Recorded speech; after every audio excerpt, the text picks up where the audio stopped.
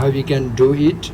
So combine the bases is the first step. 6 multiplied by 7 power x, it will equal to 6 multiplied by 7 whole power x, which is equal to 1764.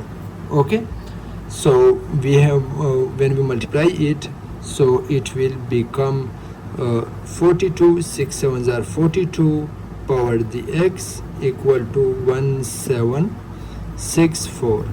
So we how we check, we will check it. 42 the power x equal to 17, what will be the value of x, which comes 1764. Okay, so first we find it by, first we multiply both. 42 multiplied by 42, which from this it will come 1764.